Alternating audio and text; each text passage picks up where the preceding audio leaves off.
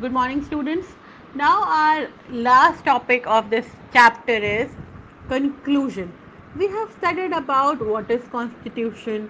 We have studied about why do we need constitution. We have even studied about the history of constitution.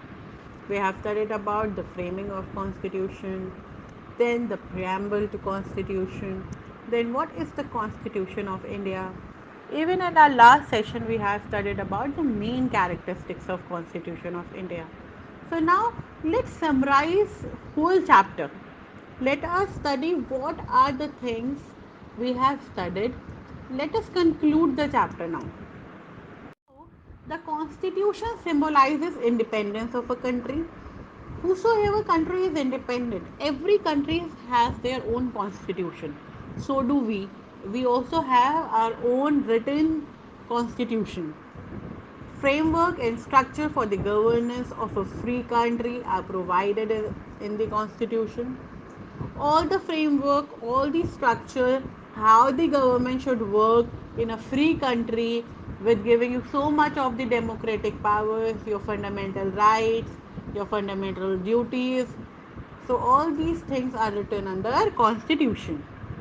The Constituent Assembly prepared the draft of the Constitution on the basis of aspiration of the people of India. So who was the member, who was the drafting committee chamber of this Constituent Assembly? It was B.R. Ambedkar. So B.R. Ambedkar जी ने draft किया था हमारा constitution.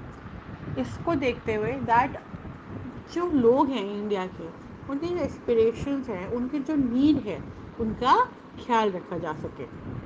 The framing of the Constitution was completed on November 26th, 1949, when the Constituent Assembly formally adopted the new Constitution.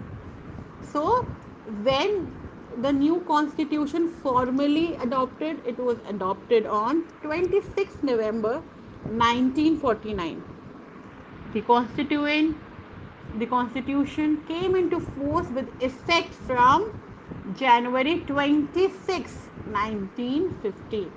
That is the reason we celebrate our Republic Day.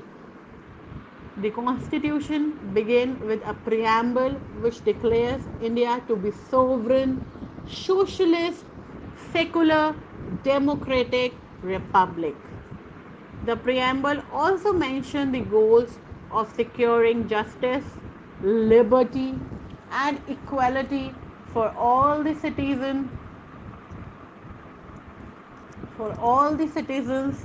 and promotion of national unity and integrity on the basis of fraternity among the people, assuring dignity of the individual. The preamble basically mentioned, and in fact the preamble told you how we all are equal in the eyes of constitution, how we are having all the unity and integrity among us. So many of the liberties we are enjoying our all the fundamental rights, liberties, right to speak, right to express. We are even securing the justice by making the judiciary as its main component under the Constitution of India, so that everybody's individual dignity should be mentioned, like should not be curtailed, it should be emphasized, right? Whether you belong to any religion, any caste, any creed, any clan, any tribe, any religion, that highly matters in the eyes of constitution.